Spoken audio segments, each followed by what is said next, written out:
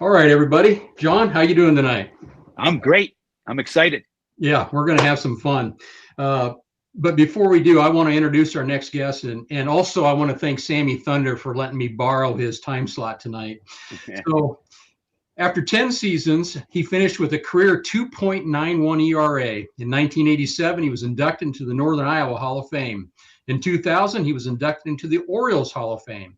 He was a pitching coach and a manager for over 25 years. He made the most appearances among Oriole pitchers, 295, and had the most saves at 62 from 1966 through 1971, a 6-season stretch during which Baltimore won 4 pennants and 2 World Series. He once threw a rosin bag for a strike during a game, and he's been warming up in our bullpen. So help me welcome Mr. Eddie Watt. Thank you. It's nice to be here. Thanks again for joining us. This is always a blast. So, John, you want to kick us off? Yeah, great to see you again. I collect miscut cards, and someone just sent me a card yesterday of you, 1975, miscut with the Phillies. Huh. I have a question for you. Is that the small one? No, this isn't the mini. This is the regular size. Oh, okay. Yeah. So I wanted to ask you what your go-to off-speed pitch was. I think back then the two that I remember were the palm ball and the fork ball, which have seemed to have gone by the wayside. But I got hitting lessons from Willie Stargell, and the thing he was emphasizing was how to pick up the off-speed from the pitcher's hands and seeing those fingers when it was a palm ball. What was your go-to off-speed pitch? Well, John, if you're waiting for me to throw an off-speed pitch, you're still going to be waiting 2 years from now. You didn't have one. I pitched 17 years and never threw a changeup. Is that right? The only thing that was close to a changeup is once in a while I would take a little bit off a curveball.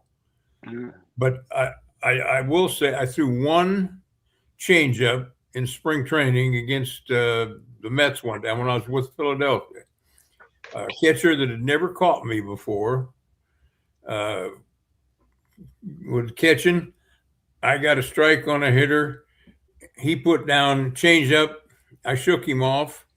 He put down a changeup again. I shook him off again. And he was very adamant. He put down the changeup again. And I said, I don't know what I'm going to do. So what I did was I wound up, gripped the ball like a knuckleball, and just threw it like a fastball. And it didn't do anything at all except make it all the way to home plate. And the hitter was John Milner, and he ended up hitting the ground ball to second base for a double play, and we got out of the inning. It was in spring training. And that's the only bona fide changeup I ever threw in a ball game, major league or minor league. I was a fan of John Milner. He was on my Pittsburgh Pirates 1979 World Series team, the Hammer. Yeah. I would change speeds off of fastballs, off of sliders, and off of a curveball, but I never threw a bona fide changeup. Now, after I started to coach, I learned how to throw a changeup. And I mastered 4 or 5 then when I was an old man, but I never had enough nerve to really throw one when I was in the big leagues. Okay. Let's go ahead, John. I had one other question. After the 1968 season, they lowered the pitching mound, and I was curious from your perspective. Did that change the way you pitch, or did it affect anything, lowering the mound? As far as I know, and as far as I believe, it didn't affect me personally at all because I was not an overhanded pitcher. I was mainly a very low 3/4, almost sidearm pitcher. And my motion was not up and down, but it was more around. And I didn't really notice anything. Now I talked to, well, I played with Palmer for all those years, and he said it affected him for a little bit because he was straight up and down over the top. And I heard a lot of other pitchers complain, but it had no effect on me because in 1969 I had possibly the best year I ever, the best year I had. So I never was very scientific in my approach to the game. Anyhow, I was just, get the ball and throw it as hard as I could and try to make it move one way or the other, and that was all there was to it. And lowering the mound didn't really affect me. Okay. Were you trying to miss bats, or were you trying to let them hit it, but hit the ground ball? I mean, did you ever try to miss bats? Well, of course, if I could, but I never did much. I tried to throw as many strikes as humanly possible. I'm of the theory of you throw 3 strikes to a hitter, and if he takes them all, he's out. 3 strikes in or out, he's gone. And I want the ball to sink or sail a little bit on a slider, and try to hit the ball. My job was to take the sting out of the ball and not let them hit the ball on the good part of the bat. And in doing so, they would hit the ground balls that I wanted or the pop-ups. I didn't allow very many home runs over my years after I got out of starting there in '66. And I didn't try to strike anybody out, but if I did, that was their fault. I mean, they had the chance to hit the ball, and my idea was just to keep it inside the ballpark and let our guys play with it. Good. Well, I'm going to bring on our next guest. He's got a question for you, Cardboard Coach Neil. Hey, what's up, everybody? Mr. Watt, how you doing? Fine. Good. So, hey, it's my pleasure and an honor to ask you these questions and have a conversation with you, as well as John and Drew, 3 Hall of Famers, 2 YouTube and a Baltimore Oriole. So, hey, I got it. So you had a great career, mostly American League. You come over to the National League. You owned Mickey Mantle. You pitched against a bunch of, legends in the American League. I don't know where you get the idea that I would ever own anybody, and especially someone with the talent of Mickey Mantle. I was very fortunate that he didn't hurt me much when I played. But that's a better way to put it. Okay. So you come over. I'm a Phillies fan. You come over to the Phillies in '74. And you're facing this one batter for the very first and only time, who about a month earlier became the all-time home run king. That was a nice segue John has with the 75 card. So you face Hank Aaron, your only time. And I just want to ask you, were you excited? I mean, like, what was that like, knowing that you're about to pitch to the brand new all-time home run king? I never thought about it. Okay. I never thought about it. I committed that ball game and earlier in the game than I was normally accustomed to. I came in, I think, in about the 5th inning, and the bases were loaded, and I made a fastball. I made a sinker that did not sink and stayed on the inside part of the plate. And Hank happened to hit it over the left field wall, about an inch over the fence, about an inch fair, and about 800 miles an hour.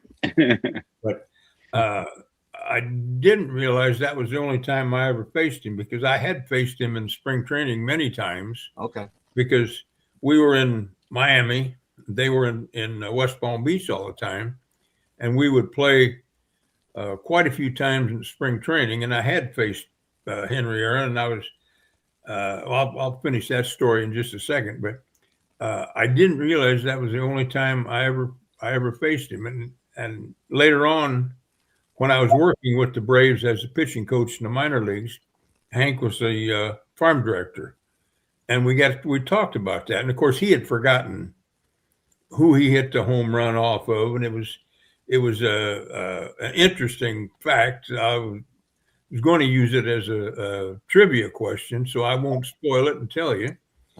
But he said that all he looked for the last 5 years he played was a fastball in that he could pull, because all he wanted to do is hit home runs and catch up to Babe Ruth, and he did. Well, I didn't realize what the whole situation was until at least 15, 20 years later, when I was working with the Braves as a pitching coach and spent some time with Hank and talked to him about it.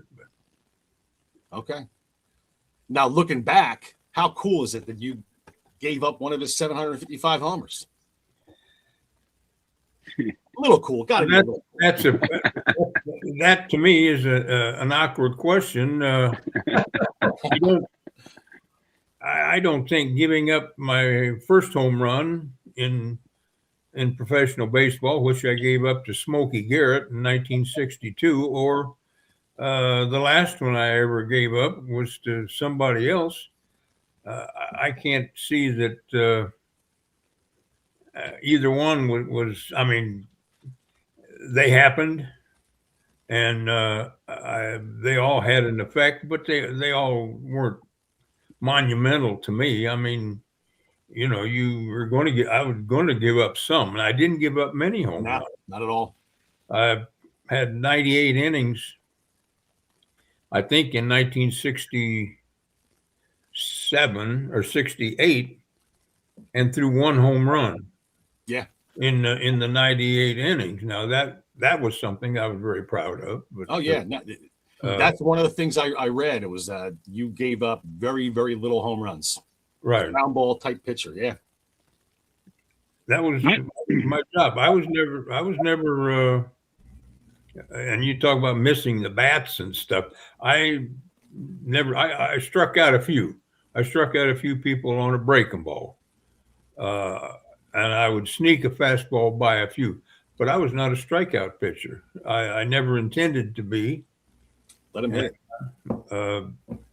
It just worked out that way. Yeah. And in 1969, you had an insanely low ERA, right? Right. I had, and that's what I said. But they lowered the mound in 68. Yeah. I had as good or a better year in 69 than I had in any of the rest, and so I couldn't possibly say that the lowering the mound affected me, and I don't think it did. Fair enough. Awesome. Thank you for answering those questions. Yeah. I want to sneak in another question. I see he's got a Phillies uniform in the back, and RJ Klex had this question earlier. Being a Phillies fan, what was your impression of a young Mike Schmidt? He was young, strong, just like a young bull. He was not polished, but you could see that he had tremendous power and had the ability to become a pretty good defensive third baseman, which I think he did eventually. But he was he could hit a ball 6 inches off the ground. He could hit it to right center field as well as hard as anybody that you'd ever want to see. A little wild yet, but struck out a few times. But you could see that there was going to be a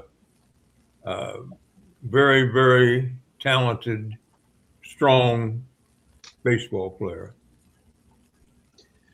Well, Coach Neal, I appreciate you dropping in. Oh, Drew, thank you for having me. John, good seeing you. Mr. Great Watt, seeing you, Coach. It's been a pleasure. Okay. Nice seeing you. You got it. All right, we're going to bring in somebody else here. Joe. Gentlemen, How are thank you. Appreciate you having me. It's an honor and a privilege to be a part of this. And I have to say, I have to start out, Mr. Watt. I started something back in the fall, and my first foray into through the mail autographs, and you had to be the first one that I sent to. So thank you so much for signing my beautiful 1966 rookie card of yourself. I really, really appreciate that. Well, thank you. So my question is, and I'm sure you've found out by now that all of us baseball card guys are a little weird, right? We live and we sleep, breathe this hobby. And my question for you would be like, did you feel that way? Like, were you so engrossed in baseball that that's all you thought about? Or did you have something like, for instance, I also love to hunt and fish. Was there something that when you got a day off that you really, or in the off season, if you weren't working, that you really enjoyed and really was passionate about doing outside of baseball? Yeah, women. Oh, okay. That's a good one. That's a real good one. Women are one of my favorite things. Wait a minute. My wife, is Mr. Watt in the background? My wife is sitting close enough that if she had a broom, I'd get the back of the head. But, no, I honestly don't believe I ever let baseball interfere with my life. Baseball was very, very important to me. Of course, it was my job, my career, and I truly loved baseball. I loved to play baseball. I played baseball 365 days a year, and there were times when I went from the major leagues or the minor leagues to Venezuela to play back and forth for 2 or 3 straight years, and I would be in uniform probably over 300 days a year. Wow. But I honestly don't think I ever let baseball run my life. Now I was married, had 3 kids, and of course they were more important to me. And as of now, today, my wife is more important to me than the baseball, and my kids are still more important to me than baseball. Even though, I really like baseball, but it didn't control my life. I never hunt. I've never hunted in my life. I never shot a gun in my life. I love to fish, and I love to play golf. Now I'm at the point where physically I'm not able to handle much of that anymore.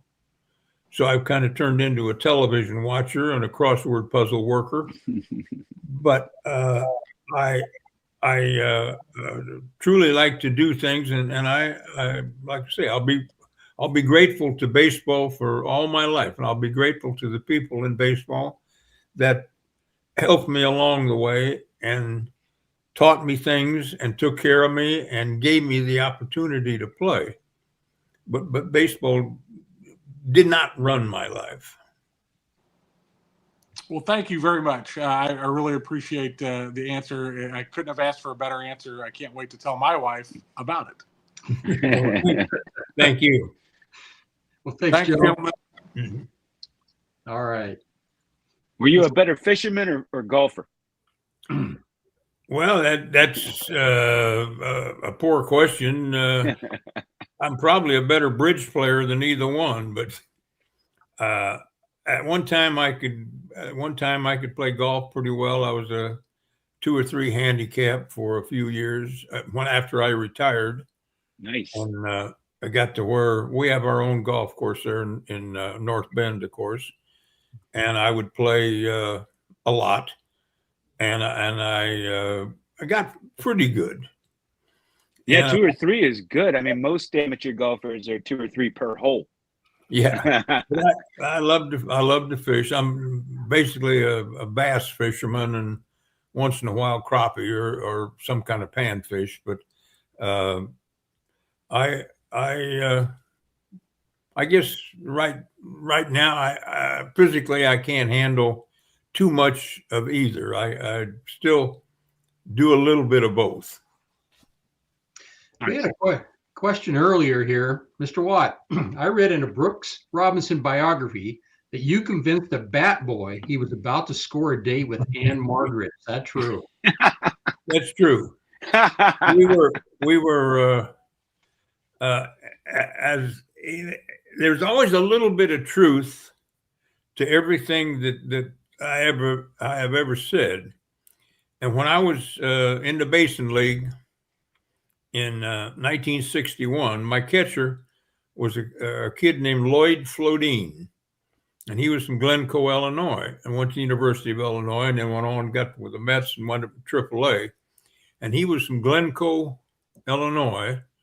And Margaret was, I don't know if her address was Glencoe, but she was right around that area and is the same age, basically, as the Swede was and I was.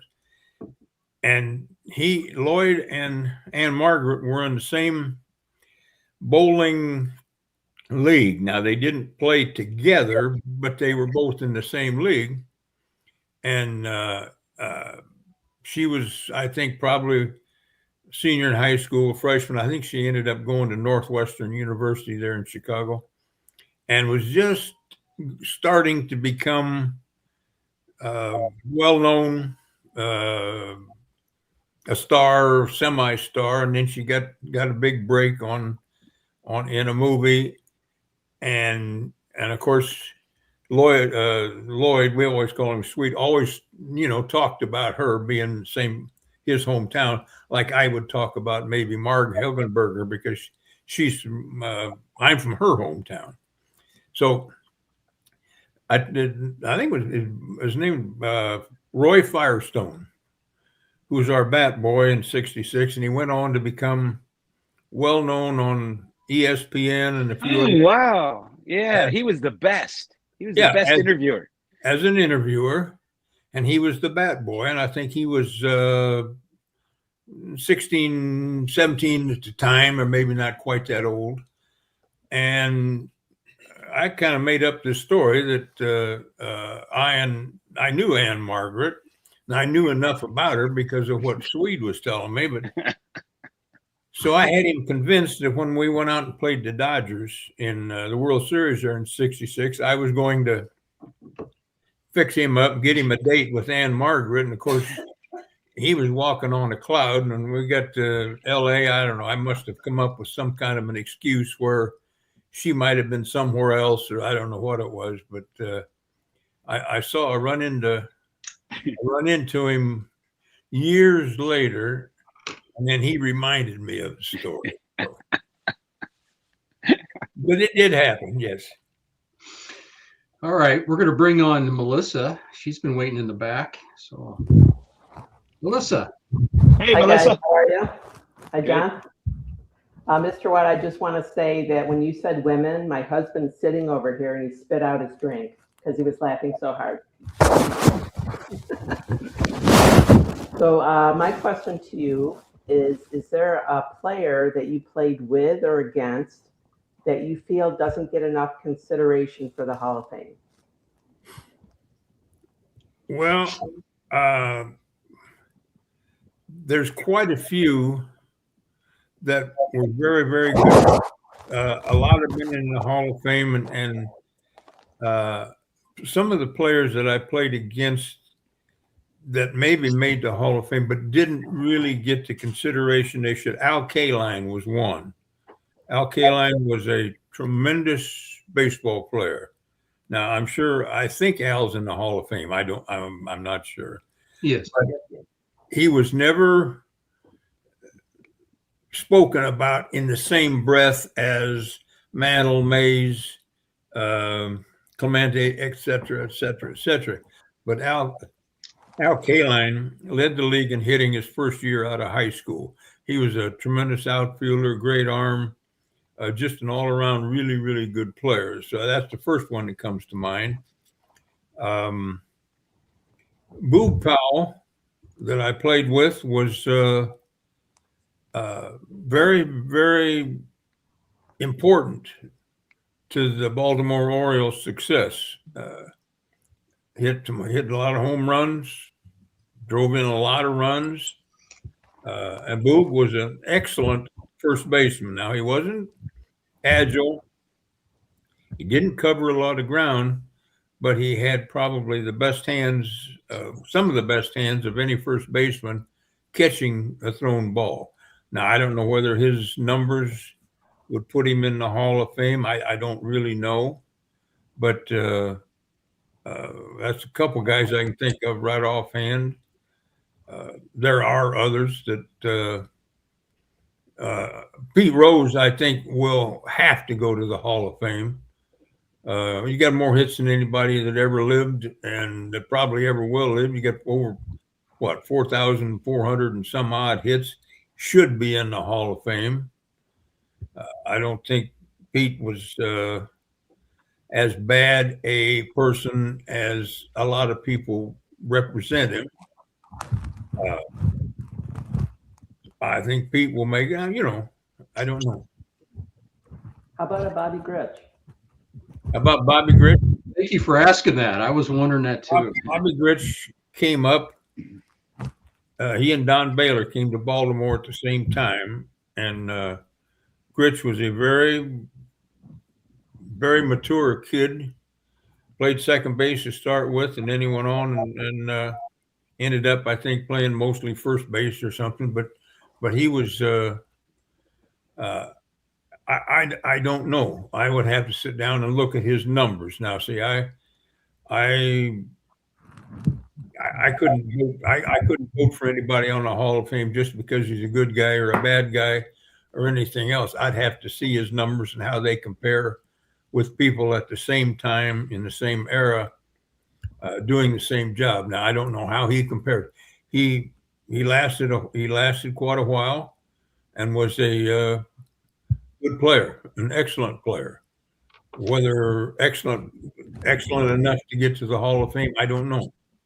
I'd have to really check it out. Thanks for asking my questions. Well, Thanks for having me. thank you. It's nice seeing you. Bye-bye. Bye. We had another question here. Mr. Watt, what was the best piece of advice you ever got from an opposing player during your playing days? Oh, let's see.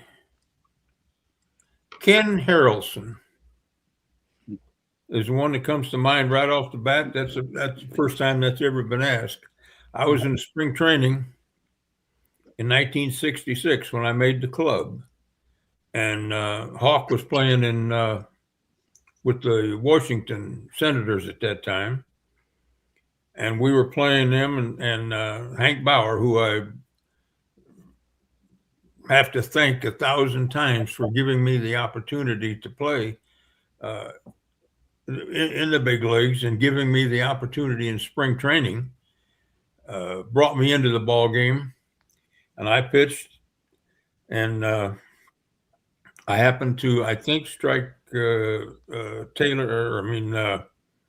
Hawk Harrelson out. I got him out, and then finished the inning and went out in the outfield and started to do my running out there, and Harrelson was out in the outfield. And as I ran past him, he says, "Hey," and I said, "Yes, sir."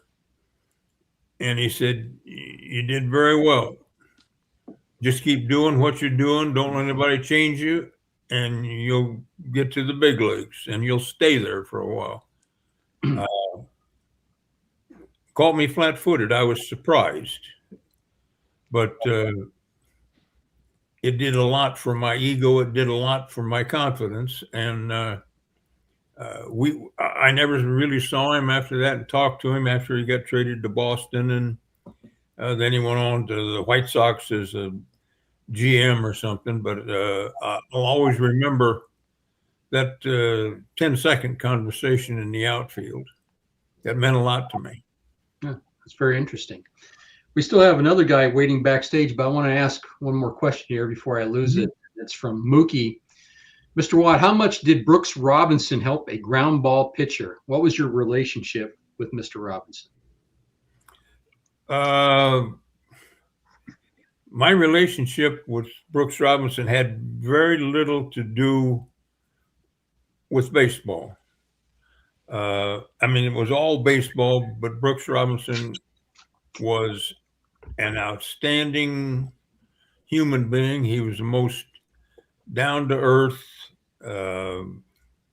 unegotistical player that you would ever want to face. I've got 3 or 4 stories that people ask me about what do I think of Brooks Robinson, and I've got 3 or 4 stories about him.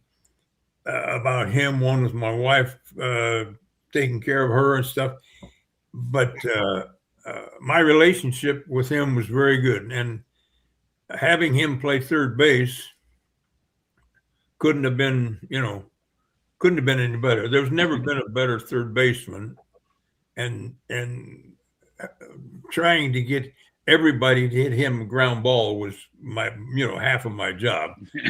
If I could do that, I was going to get everybody out. But he was just an unbelievably humble, nice man, and he treated everybody. My family, my wife, my kids, everybody. He treated the same. Having him and Mark Belanger over on that side had to be a pitcher's dream. Yes, they were very, very, very good, and both had tremendous range. Both had outstanding ability. They both should have won the Golden Glove every year. And Davy Johnson, the first few years when he played second base, didn't have a lot of range, but he caught every ball, and he didn't make many mistakes as an infielder. And then Boog at first base was, like I said, didn't have a lot of range, but he was one of the best. It's going to sound stupid. He's one of the best ones to catch a thrown ball, whether it bounced close, far, one side or the other side. He was had really, really good ability at first base, and with me being a ground ball pitcher, it was heaven. I mean, it was easy. Well, I'm going to bring on this next guy. His name's Jim, and he might be the biggest Baltimore Orioles fan ever. Hi, Jim. Hey, Drew. Hi, John. Hi, Mr. Hi, Watt. Jim. It's a pleasure. I do have a question for you, Mr. Watt. I just want to let you know that I was born in Baltimore and raised in Glen Burnie, Maryland, just south of the city. So I'm a huge Orioles fan all my life. Okay. And I certainly remember you from the 70 World Series when I caught that series. My question to you is, what was the difference in managing styles between Hank Bauer and Earl Weaver? What was the biggest managing difference between those two gentlemen? That's a difficult question to ask. Hank was quieter. He wasn't quite as deep as Earl. Earl would be so deep into baseball and figuring out what was going on with the game. Earl would sit down before the season start with the schedule. It just like himself in a closet with the schedule for the whole year. And then he would figure out, okay, at the end of May, we're going to be 6 games in front. At the end of June, we're going to be 15. And then we're going to hit a slump here in July when we go to the West Coast, and then we come back. And was always ahead of the game as it was being played, where Hank was more, he was maybe more of a traditional manager or something. He treated people the way he wanted to be treated. Now, everybody had the wrong impression of Hank. He was a Marine. He spent so many days in Guadalcanal and foxholes and getting shot at and stuff. But he understood what everybody else was going through. And like I said, he was very, very good to me. I never had a problem with Hank. I never had a bad word about him. He never got on me for anything. You know, I would make mistakes as a kid. Try not to make too many, but he was always in the back, always kind of quiet and reassuring and giving me an opportunity to play, where Earl gave you the feeling that you were playing for Earl Weaver. and you were playing to make him look good. But Earl was well, one of the truly good managers that there was, because he now baseball was his life. He got wrapped up in baseball, and that was it. So they were different, but they were both okay. I sure appreciate you taking time to answer my question, sir. And it's Jim, a pleasure to meet you. Jim, don't go away. You're the big Orioles fan. You're going to have another question, aren't you? I'm going to ask a trivia question first, though. Okay. Okay. All right. So, all right. So we've got actually Mr. Watt signed. I don't know if you guys can see this. He signed a few cards for me. So these are going to be the giveaway. Here's the question. Dave Winfield, Mickey Mantle, Willie McCovey, Carlton Fisk, Tony Perez, Orlando Cepeda were collectively 0 for 24 against what pitcher? I'll say Eddie Watt. Well, you got it right, Jim. Nice job. There you go.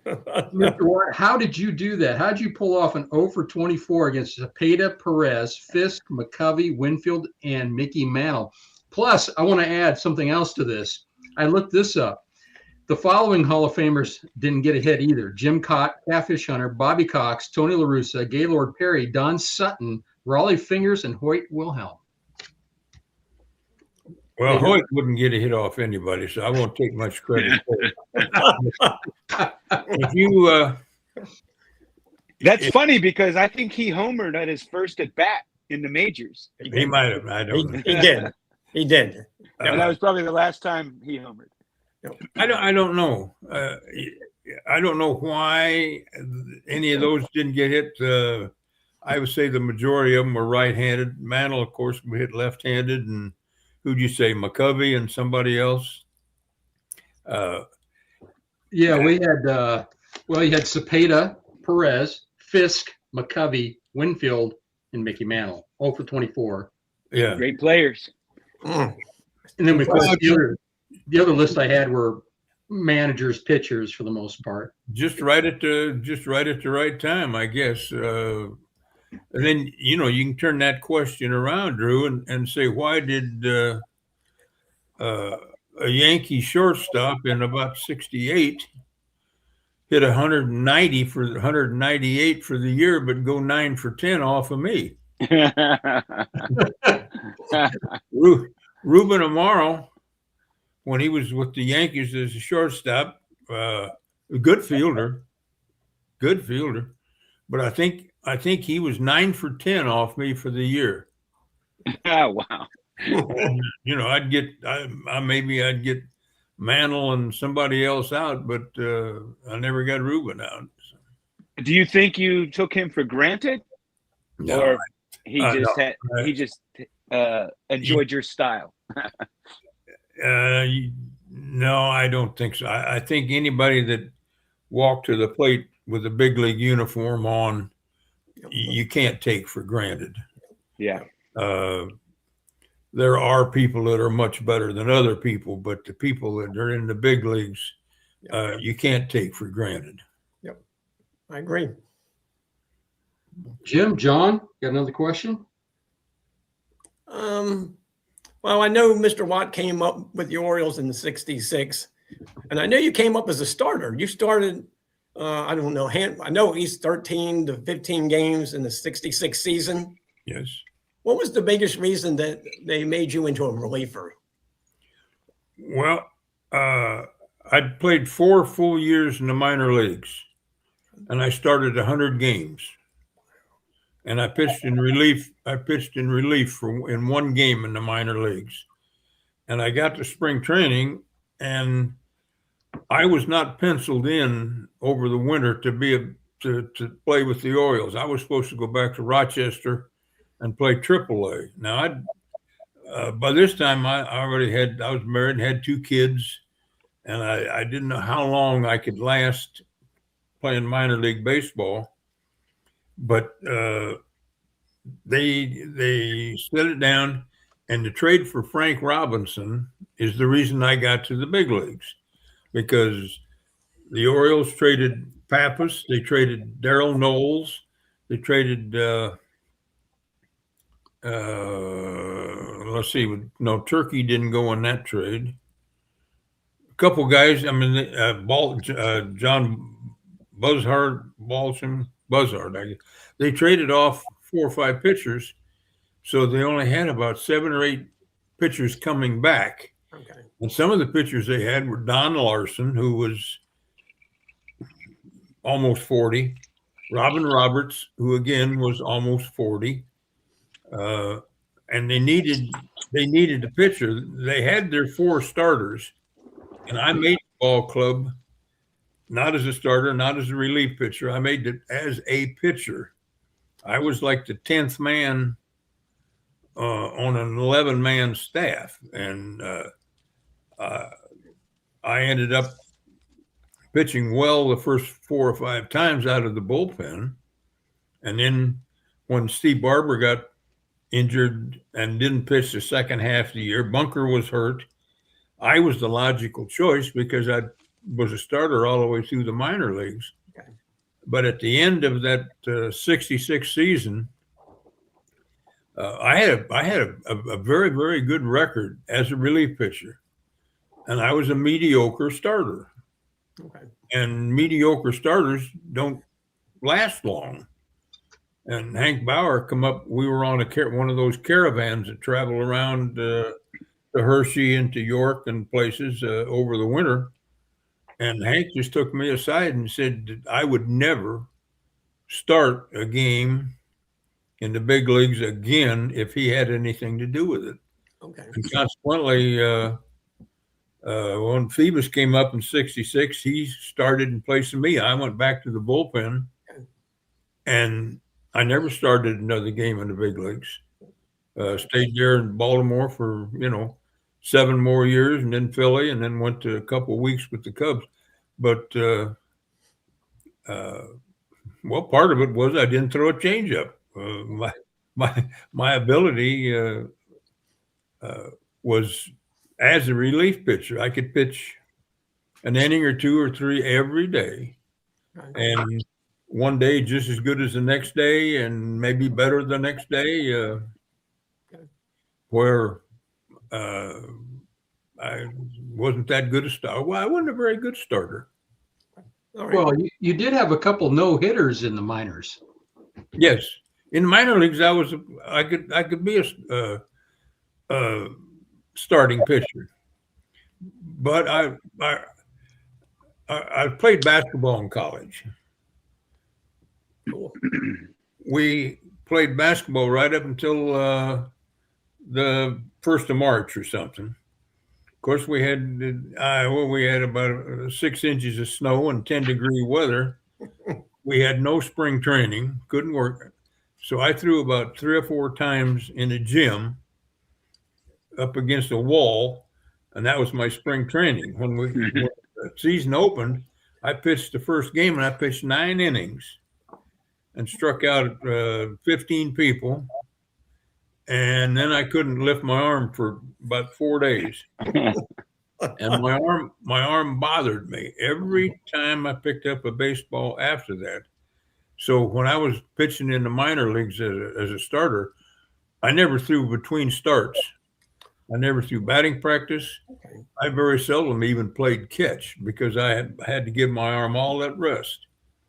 And then after I got to pitching relief day after day after day, I didn't pitch very long at a time, and my arm came back, and I was fine. But that was one of the reasons I couldn't start. Okay. All right. Well, Jim, you got the trivia question right earlier. I can send you one of these cards. Okay. Oh, that'd be great. I would love that. Which one would you like? I'll take that 71 tops right there on the top there. That would be great. There's maybe some other time, but there's a basketball story that involves this one. I'll tell you about it later. Okay. That one a few times. I certainly appreciate you sending that to me, Drew. And Mr. Watt, I appreciate you taking time to answer my questions. And like I said, I'm still a huge O's fan to this day. And my father, who's 89, is a big O's fan and watches all the games from Florida. So thank you very much, sir. Okay. Thank you. It's nice seeing you. Yeah. Thanks, Thank Jim. you, John. Thank you, Drew. Great to We'll see you, talk Jim. Soon.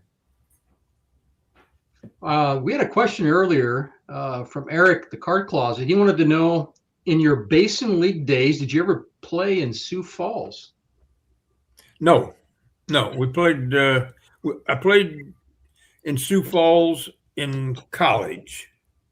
We played Augustana in college. The only year I was eligible, 1960.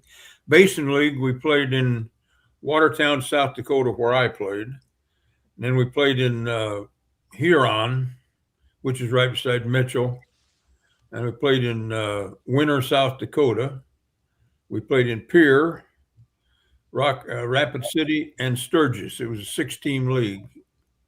Okay. And we never played in Sioux Falls. Well, I'm going to bring on Sammy. And Sammy, before you ask your question, I wanted to thank you very much for letting me rent your time slot tonight. Well, I'm not protective of it, but I appreciate it. I'm very grateful. I appreciate it. But No worries. before you go ahead, Sammy. So, Mr. Watt, pleasure to meet you. 2 questions I wanted to ask. I'm going to try to combine both. But Mo Drabowski, I heard, was one of the biggest pranksters on the team. He used to befriend a bunch of the pet stores in the Baltimore area and would get snakes to put into the clubhouse. I knew Brooks Robinson fell victim to it. I was wondering if you ever fell victim to it. And if you did you ever get him back? Well, I don't think Mo ever bothered Brooks. I don't think Brooks was that much afraid of snakes. I like snakes, and Mo would get he'd always get 2 or 3. He'd get a little one, then he'd get about a 6-8 foot boa, and he'd always give me the boa constrictor. And like I say, I like snakes. And after when we won the pennant in '66, we went to we won in Kansas City. We went out to Los Angeles, Anaheim, and played. And Mo got some snakes there, and he brought them in. And 3 or 4 of the guys were deathly afraid. Paul Blair, Louis Aparicio, Brooks didn't care one way or the other. There were a bunch that didn't like them, but we didn't have, there wasn't any big deal for me. But when we played the Mets in the World Series, again, the day before, Mo hired a plane, and it flew over with one of those banners trailing behind it, go O's, beware of Mo, or something like that. And he sent a bunch of snakes in. I sent one in, and again, it was about a 6-foot boa, and I had it wrapped around my neck. And we went out in the hall, and I run into Yogi Berra. He was with the Mets at the time as a coach or something. He wasn't manager, he was coaching. And Yogi was looking at it like that, and then said, "Oh, that's a fake snake. Here's this snake around my neck," and then all of a sudden raised his head up like this. Barrett took off and went crazy. But Mo was probably the biggest prankster that I ever knew. I mean, he gave hot foots to everybody. He gave the commissioner of baseball a hot foot. In Jim Bouton's book, that Ball 4 that he wrote somewhere along in there, when he was out at Seattle, when Seattle came into Baltimore, Mo went down to the pet shop again and got some goldfish, and they had one of those old office water fountain, not a fountain, but a big glass bubble you turned upside down, and water, okay, goldfish in there, and they were having to put it in the bullpen, and here's this goldfish swimming around in the water cooler, and it was either Eddie or Johnny O'Brien, I can't remember which one it was, went crazy, going to forfeit the game and everything else. They just had to take the goldfish out of. Davey Leonard was in on that too. So, just a quick follow up, and then I'll exit. During your coaching days, obviously with the Braves, you were there during a time when pitching was like the premium. And so I know like Maddox, Smoltz, those guys were already in the majors, but did you get to work with Kevin Millwood at all? Get to work with him when he came up? yes, Kevin started all those guys were, when I got there, they were all in the big leagues, and I did technically work with Smoltz a little bit when he had the Tommy John surgery and was rehabbing in Florida, in West Palm, where I was working, and the trainer and I, had helped him out. Of course, we didn't do anything. I mean, he knew what he was doing. But Millwood came up as a kid, played a year for us in the rookie league, and then went to A ball and came up through the minor leagues, like most, and turned out to be a fairly good big league pitcher. We had a couple guys that went to the big leagues as pitchers that came through. Adam Wainwright was the I think one of the biggest stars that I spent some time with. I had him in a rookie league. You had, if I remember right, Dave Dravecki and Tony Gwynn on the same team too, didn't you? When you were managing one of the Padre affiliates. I had a good ball club. I was managing Double-A, and Eric Shaw, who pitched in the big leagues, Mark Thurman, who pitched in the big leagues, Andy Hawkins, who pitched in the big leagues, Dave Dravecki. Then I had Tony Gwynn that played there also, and I had a pretty good pitching staff for a Double-A club, and they did all right. And Eric Shaw was, I think, probably at that time was the a little bit ahead of the rest of them, but Hawkins had a pretty good career there, and he went to New York. Eric and Thurman ended up a year or two in Baltimore, and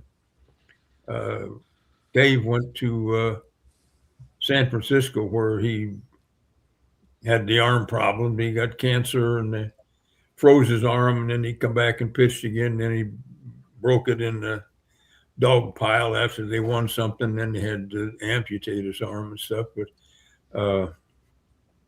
he was probably one of my favorite pitchers. Dave Dravecki was.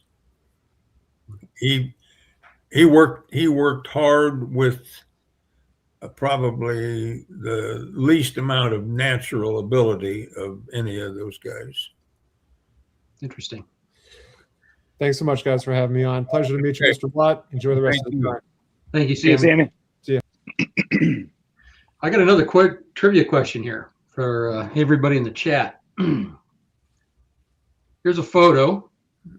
Yeah.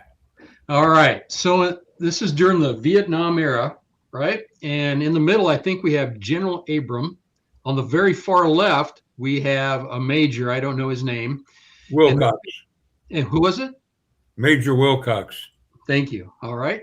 And then we have, let's see, 5 other distinguished guests. Can anybody in the chat name those other 5?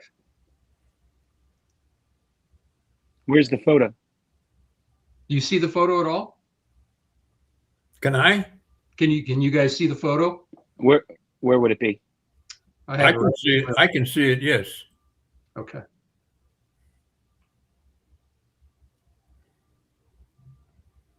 Let's see. I'm going to watch the chat here. See if anybody's going to get this right. Well, I'll give everybody a hint. I'll give one of them away. The guy next to the major on the left, And all black is Eddie Watt. Right. Right. And you all know who's beside him? Well, I do. I'm waiting to see if people in the chat can get this right. Okay. So Lou Brock is not one of the answers, and neither is Hank Aaron, for those that are answering that. No. And that's General Westmoreland in the middle. Well, is it? I thought I looked it up and I thought it was General Abram, but am I wrong? I think it is General Westmoreland. I think I'm pretty sure it is. Okay. Now I could be wrong, but there was a General Westmoreland way back, because I grew up in Westmoreland County, named after him. I thought he was in the Revolutionary War or something. No, I don't think so.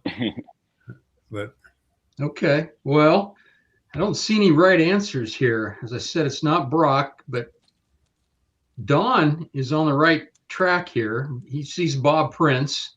Right. We've got Willie Stargell next to you, right? Right. And then we've got two more guys on the far right we haven't named yet. I wish I could see this picture. I can't see it. Oh.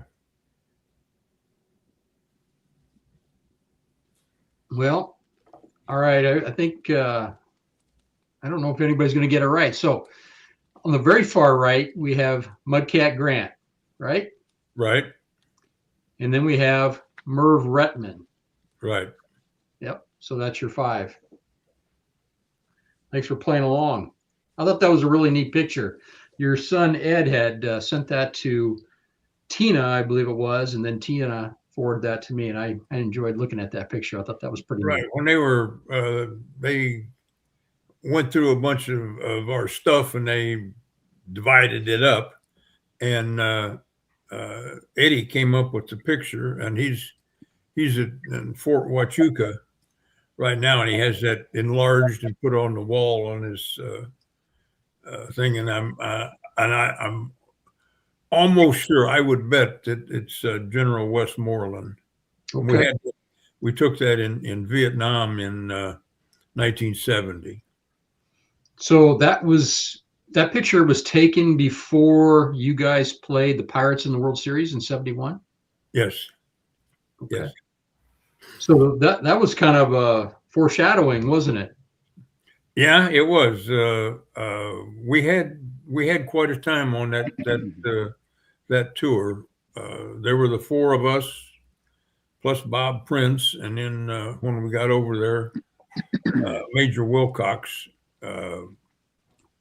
was our escort officer, and he was an amazing person. He spoke like Chinese, Vietnamese, Japanese, and about 4 or 5 other dialects of Chinese. Wow. That's not easy. No. And he could do it all just bang, bang, bang. And Bob Prince was he was quite a guy to be around. He was a classic. Oh, he was that. My favorite's when he used to run the promotion for Willie Stargell's chicken store on the hill. And yeah, but he didn't tell Willie, and people would just show up for free chicken every time he had a home run. Yeah. Chicken on the hill. I grew up with that, man. Yeah, that was hilarious. All right, that's where I got to know. That's where I got to know Willie Stargell pretty well. We spent 3 weeks over there, a little over 3 weeks, and Willie and I roomed together most of the time, and I got to know him really well. Great. My childhood idol. Yeah, he's a nice guy. Well, I've got Rob here, baseball time traveler. And Rob, before you ask your question, there was another question that popped up from Classy Sports Cards. Mr. Watt, did you ever pick up a glove and ball and toss it around? Do you ever pick up a ball and toss it around? If so, do incredible memories come flashing back, or or is it just catch? When was the last time you picked up a ball and glove? Maybe I should ask that. Well, let's see. I've been retired 22 years. I retired when I was 62, and I didn't throw a ball when I was 61. I had rotator cuff surgery, and it didn't work, and I couldn't throw a ball at all. And the last time I threw a ball was probably 1960, and I haven't even touched a baseball since. I've had 5 shoulder surgeries. I've had it replaced twice, and the last time now it works fine. But I've just had no desire to pick up a baseball and throw it. We were playing golf one day, and we have a little stream that runs through the golf course, and some guy hit one from the 7th hole over to the 1st hole where we were, and I picked up the golf ball, and he said throw it back over, and I tried to throw it and ended up in the middle of the creek, and I said, okay, that's it. That's the last ball I attempt to throw, and it is. I haven't even tried to throw one since. Okay. Rob, how are you? You're muted, Rob. There we go. Hello, gentlemen. Thank you very much for having me on. Mr. Watt, it's a real honor. And I've really enjoyed the chat so far. This is great. Learning a lot of fun things. I have a question because I'm kind of known as the baseball time traveler. I've actually spent the last 6 months in the 1930s. And I noticed that you were born in a very famous year in baseball history, 1941. It's also a famous year in world history. And I was just curious, you would have been a young boy, young man in the mid 1950s. I'm just kind of curious who your baseball heroes were, because at that time there were quite a few pretty good ball players coming into the major leagues and at the beginning of their career. And then you would have timed it so you probably would have played against many of those childhood heroes. And I'm just curious who your heroes were, who the ones you ended up playing against, and who may have been your favorites as a player when you played against them. Well, my experiences as a young person were very, very limited. I was born on a farm down in southern Iowa. Back in the hills, we had no plumbing, no heating, no running water, no electricity. We had kerosene lanterns, and we worked from morning till dark, and then we went. When I did finally get to watch a television, we bought a television in 1949 or 50, and they had the game of the week. That was Dizzy Dean and Bud Plattner and some, and before that, all we ever saw, because I was in eastern Iowa then, and all we could ever see were the Cubs and the White Sox, whoever was at home on the weekend, and they'd pick it up on the one channel. So my baseball watching was very, very limited, except I made a special effort to watch the All-Star game and stuff. And that was the only game that I ever really got to see. But when I got a little older, got into high school, got into college, I was a Yankee fan. I mean, I was one of the original front runners. My brother was a Dodger fan. My old man was a Cardinal fan, and my sister was a White Sox fan. And so about the only clubs I really knew were the Dodgers and the Yankees. And of course, they played in the series a number of times in the 50s and early up until the 60s, I guess. So I guess I did play. Mantle come in 52, and I was, at 11, 12 years old. And a few other players were around, and I was fortunate that I liked Yogi Berra. I mean, he was comical and a very, very good player. And I was fortunate that I got to know him when he was with the Mets just a little bit. Well, then I was working with the Astros. He was catching with he was the catching coach and the dugout coach for the Astros. And I'd go to spring training with the big league club and stuff. And I got to know him real well. And his son ended up playing for me in Tucson. And so him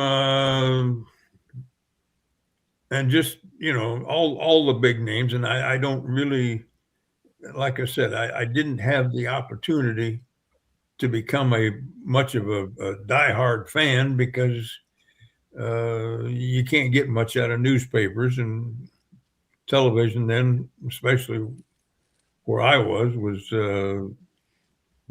hit or miss. But I enjoyed it, but I never really followed it that much.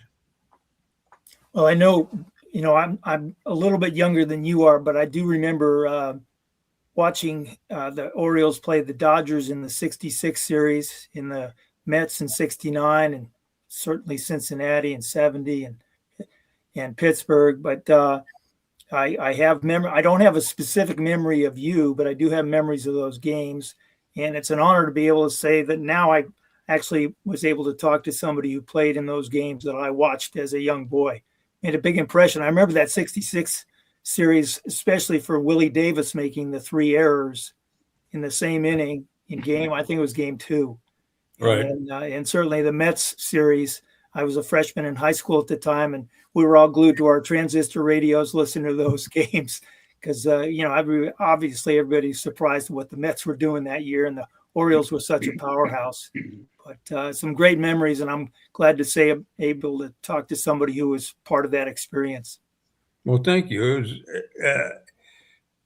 I was as impressed as anybody. I was in awe of professional baseball players in 1966. When I went to the big leagues, I wasn't sure that I ever belonged there.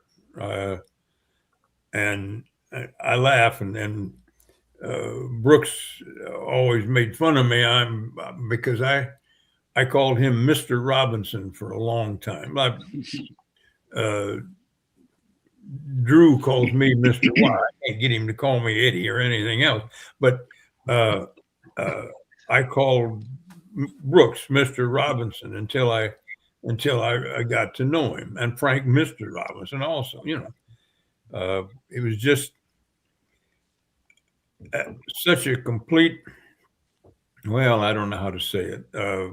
Shock, thrill, something for me to be there that it took a long time to sink in and to realize that I was playing in the big leagues. And you played a major part in the big leagues too. You had quite a career, and I impacted a lot of lives. I enjoyed it. I enjoyed it. I enjoyed every minute of it. So, thank you. Thank you for giving us the time today.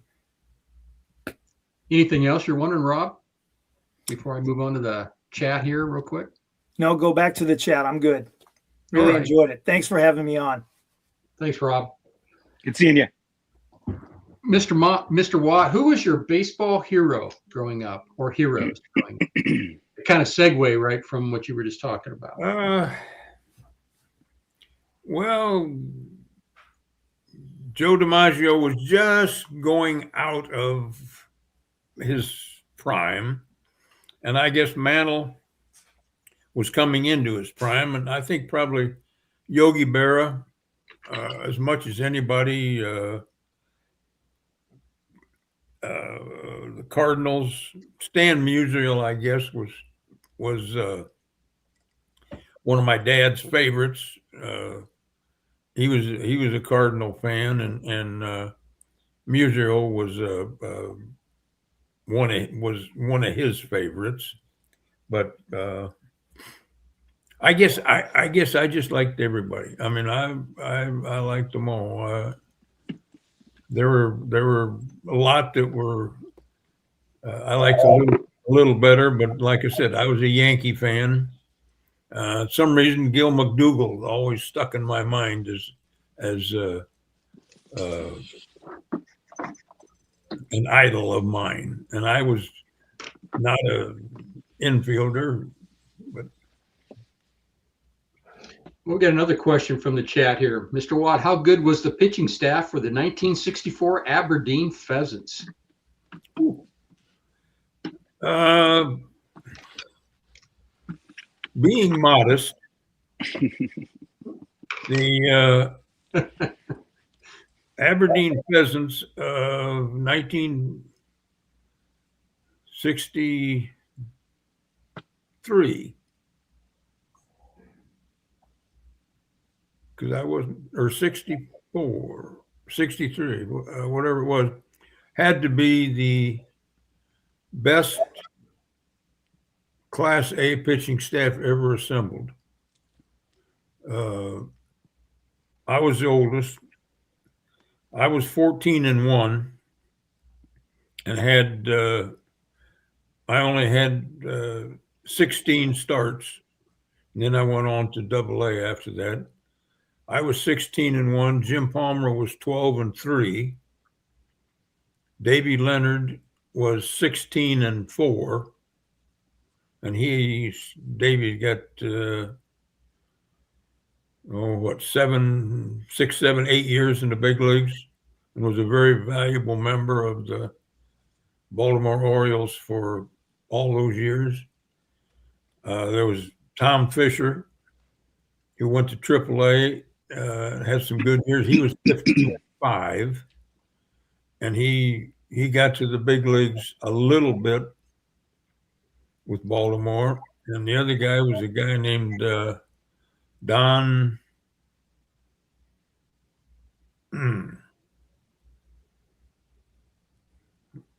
Can't think of his last name this second.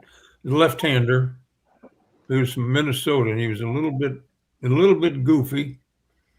He had a good year. He was like I don't know, 11-4 or something, and he couldn't wait for the season to get over so he could enlist in the Army. And then when he come out, he went back, and I think he got a little bit of time in the big leagues with the Giants, but I'm not sure. And then we had 3 or 4 guys in the bullpen, but they didn't get much work because I had 16 out of 17 complete games. And I know Palmer would have finished most of his, and Leonard would have finished most of his. So, well, I think your memory is remarkable. I can't even remember what I had for breakfast, and you're reeling off these names, so it's pretty impressive.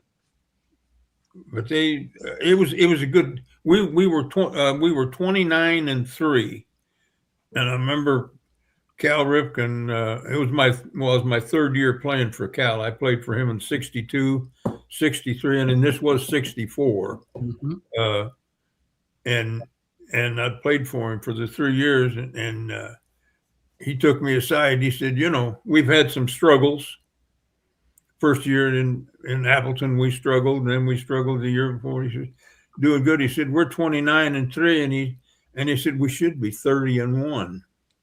And I said, well, yeah, it was. But we had a good staff. We had a very good staff. And we had guys. Belanger was a shortstop. Mike Fiore played first. A guy named John Scruggs played center field. And we were a good ball club, period. Speaking of center field, moments ago, somebody reminded us that it was Paul Blair's birthday today. Oh, really? Yeah. I think it might have been Barry, but I apologize if it was somebody else. So, Rob, thank you for joining us. All right, I got another guy backstage. Eddie. I got to follow Rob. I'm not sure I'm equipped. Thanks for doing this again, Mr. Watt. It's always when these pop up. It's always a great time. I'm an Eddie as well, but I'm an EDDY, and I'm not sure why my mom did that, because it's a lot harder to find it right on those miniature license plates in the novelty the gift shops. But I had a question. About 20 years ago, I developed an obsession with Harvey Haddix, and just sort of started researching him and learning as much about him as I could. And as you know, he spent his last 2 years of his career there in Baltimore with you, and then went immediately into coaching for 15 years or so. And I'm just wondering what you can share about him as a person, and if he gave you any advice that was practical as you were just starting out your career and he was just ending his. Harvey Haddix? Yeah. Is that who you said? Yeah.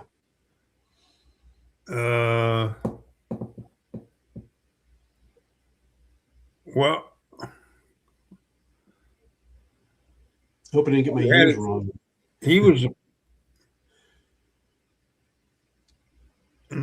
He wasn't Hank Bauer's pitching coach, was he?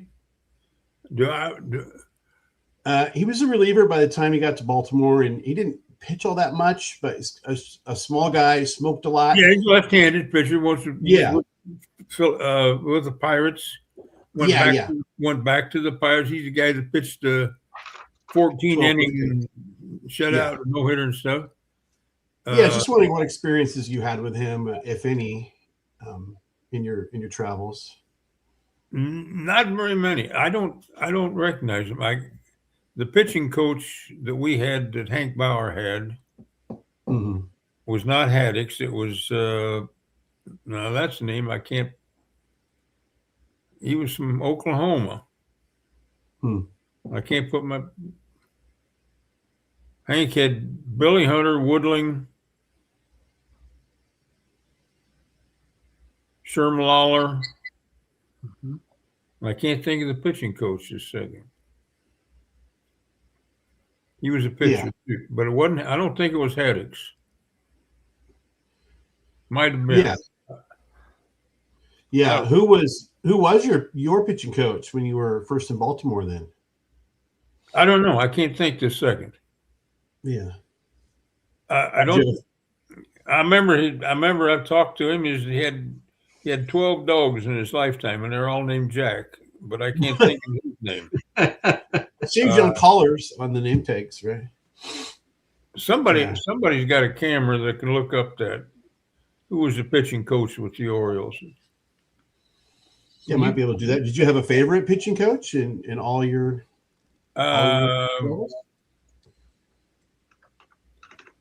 Yeah, George Bamberger. George Bamberger was a very, very good AAA pitcher. He pitched in San Diego in the Coast League when it was an independent league, and then came to Baltimore with when after 67, when they fired all of Hank's coaches, the Woodling, and they kept Hunter, and they fired the pitching coach and Lawler and Vern Hochheit and everybody else, and they just kept Hunter, and they brought Weaver in, and they brought in George Bamberger, and George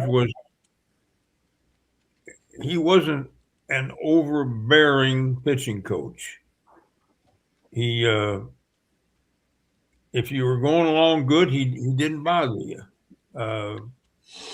Fortunately, my arm always felt good, and I was always available, and I was always able to pitch.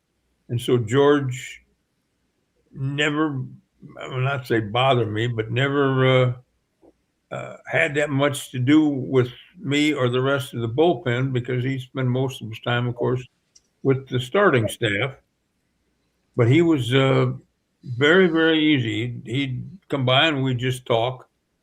But Harry Burkeen, that's who was the pitching coach. Yep. Okay. It wasn't Harvey Haddix. I knew that. Here's that's right.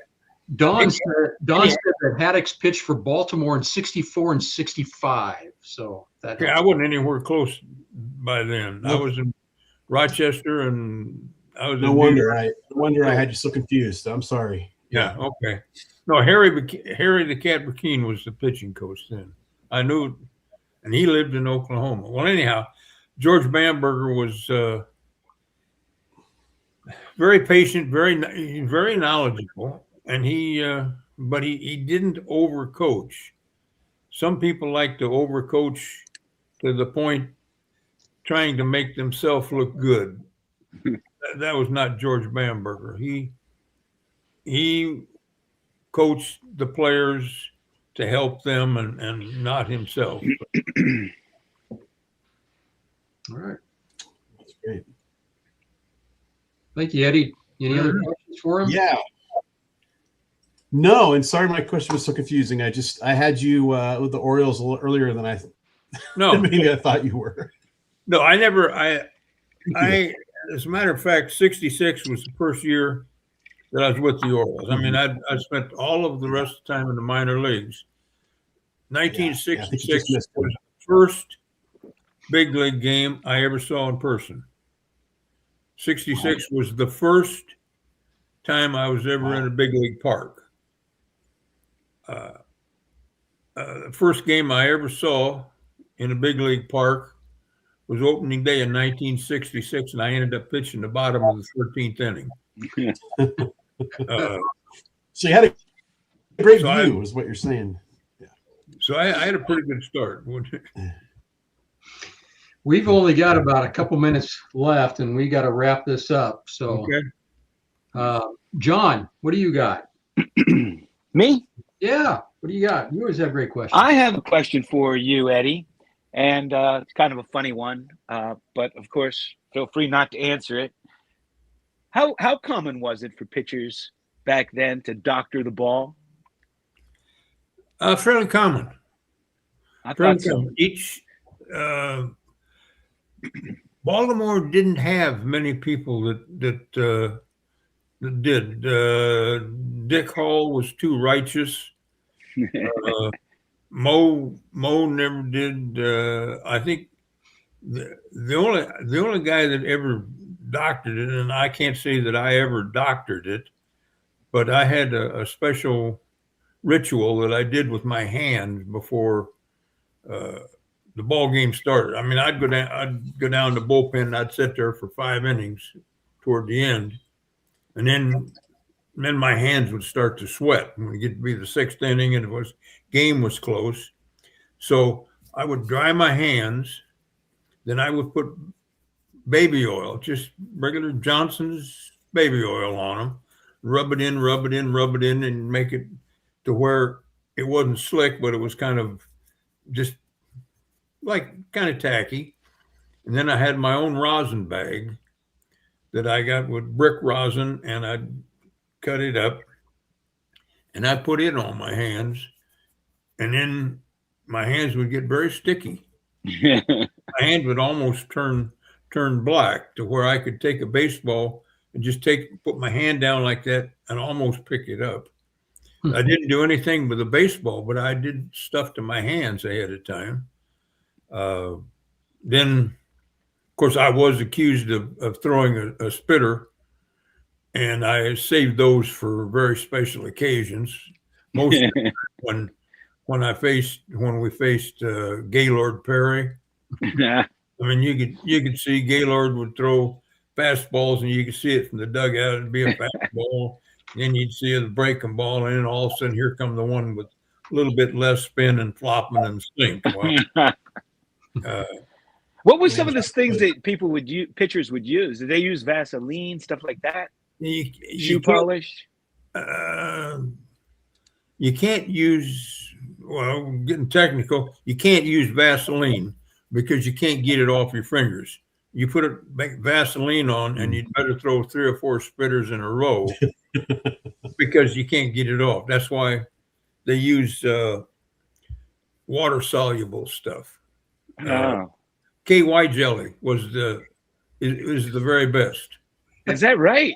Oh yeah, you get I've it. never heard that. That's Oh, awesome. it is slick as anything you can get, and then you just do that, and it's gone. It comes right off. I didn't even know they had KY jelly way back then. No, well, they did in '77 in the late '60s. That's funny. I used it once in a while. I didn't carry anything with me, but if we played Gaylord, I would just go in the clubhouse and get some hair tonic.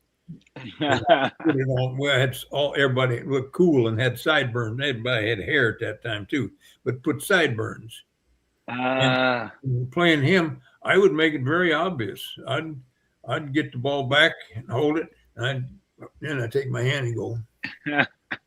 I am so glad I asked that question. Right in front of the umpire, and they didn't dare come out to me because everybody knew the Gaylord was throwing one, so they can't. Yeah. They won't stop him. Why should they stop a little fat guy doing it? So we've only got a couple minutes left, and I know Orlando had a question, so let's see if we can get this one asked and answered quickly. Can he tell us how good Paul Blair was, in his opinion, why Blair's nickname was Motor Mouth?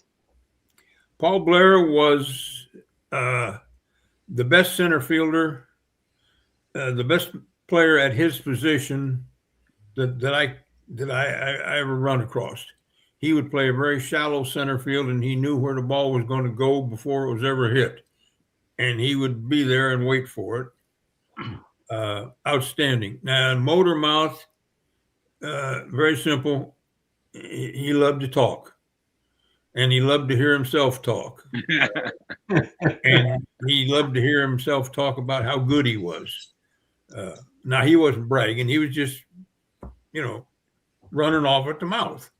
But he was a good guy. He was a tremendous outfielder and loved to talk. Well, I appreciate it. We're going to wrap this thing up. Alex Bowman 53 has got a celebration tonight, so I hope you'll head over to his channel after this one. So, John, I wanted to thank you for sitting in again tonight, and all of our guests, and for Sammy Thunder for letting me borrow his time slot. Also, I wanted to thank Mr. Watt's daughters, Tina and Tammy, and of course his son Ed for helping me put this Q&A together. And of course, everybody in the chat, I really appreciate it, and all of our guests tonight.